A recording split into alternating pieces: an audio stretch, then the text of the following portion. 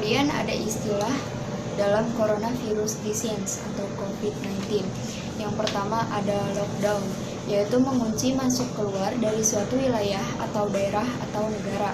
Kemudian ada social distancing, yaitu menjauhi segala bentuk perkumpulan, menjaga jarak antar manusia, menghindari berbagai pertemuan yang melibatkan banyak orang.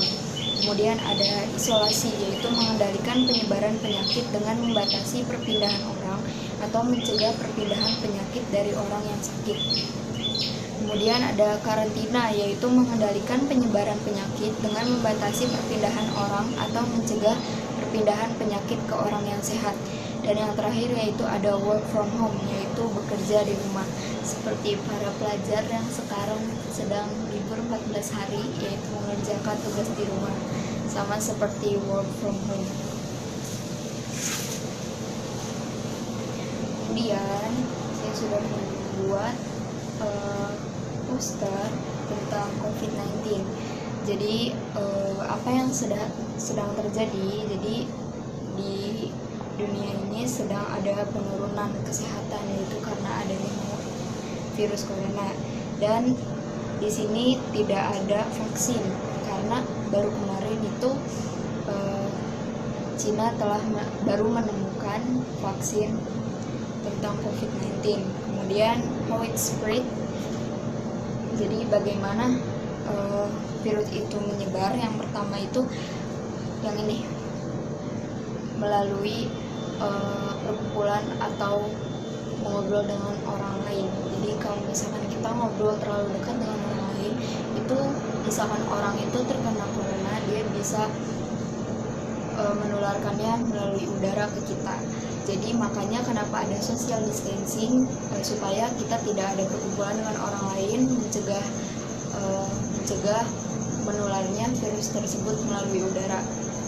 Kemudian ada yang kedua ini, jadi dihindari bersentuhan dengan orang lain. Jadi dihindari bertemu dengan orang lain dan bersentuhan dengan orang lain. Yang ketiga tuh ada ini, jadi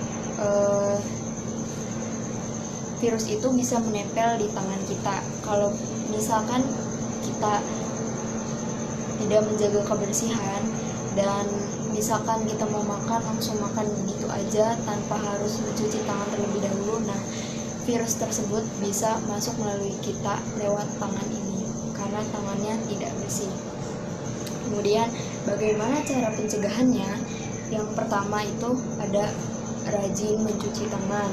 Yang kedua itu apabila kita batuk atau sakit flu, sebaiknya kita menutup bagian yang sakit seperti hidung dan mulut, itu dihindari untuk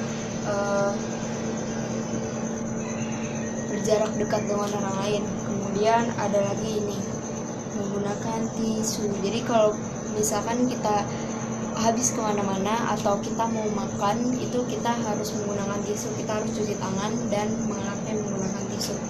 Kemudian yang terakhir, jika kamu sakit, gunakanlah masker. Jadi kalau kita sakit, kita harus menghindarinya menggunakan masker, supaya kalau kita terkena, misalkan kita terkena corona, orang lain tidak ikut terkena corona.